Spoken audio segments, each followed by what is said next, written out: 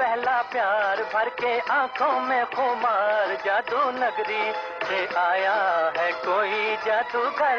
लेके पहला पहला प्यार भर के आंखों में खुमार, जादू नगरी से आया है कोई जादूगर। लेके पहला पहला प्यार। अपनी चंचल और मधुर आवाज से पहले प्यार की रूमानी दास्तां सुनाने वाली गायकी की मलिका शमशाद बेगम आज हमारे बीच मौजूद नहीं है।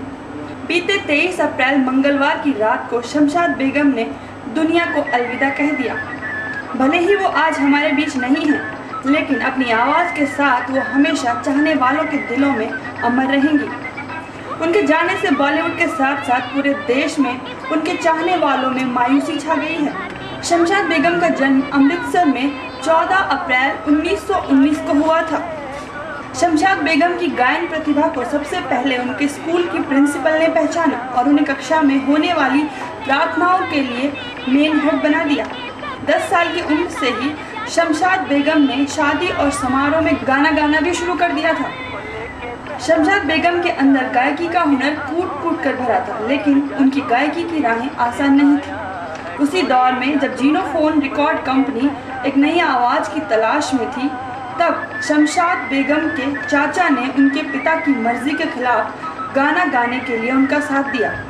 हार कर शमशाद के पिता को भी उनकी जिद के आगे झुकना पड़ा और उन्होंने शमशाद को गाने की इजाज़त दे दी, लेकिन साथ ही कई सारी शर्तें भी उनके आगे रख दी। शमशाद बुर्के के बिना घर से स्टूडियो नहीं जा सकती थी। उन्हें पार्टियों में भी शामिल न होने की और साथ ही फोटो न खिंचवाने की भी सख्त हिदायत दी गई थी। 1934 में शमशाद जी का निकाह फोटोग्राफी के शौकीन गणपत लाल भट्टो से हुआ। फिर भी 70 के दशक तक उन्होंने कभी तस्वीर नहीं खिंचवाई। शमशाद जी के करियर को पहला ब्रेक हिंदी फिल्म खजांची से मिला था, जिसमें उन्होंने 9 गाने गाए थे। इसी के साथ उनकी गायकी का जादू उनके चाहने वालों के दिलो दिमाग पर छाने लगा।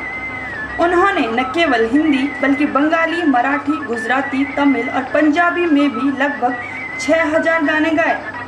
40 और 50 के दशक में शमशाद बेगम के गाए गाने इतने हिट हो चुके थे कि वे उस दौर की सबसे ज़्यादा वेतन पाने वाली गायिका बन गई थी। अपने दौर में उन्होंने कई सुपरहिट गाने दिए, जो आज भी लोगों की जुबान पर रचे बसे हुए हैं। उनके गाए गाने आज भी उतने ही लोकप्रिय हैं जितने कि 40 और 50 के दशक में थे। 2009 में शमशाद जी को पद्म भूषण से भी नवाजा जा चुका है। भले ही आज शमशाद बेगम जिस्मानी तौर पर हम सबसे दूर जा चुकी हैं, लेकिन उनकी गजब की गायकी और संजीदा शख्सियत के कारण वो हमेशा हम सभी के दिलों में अमर रहेंगी।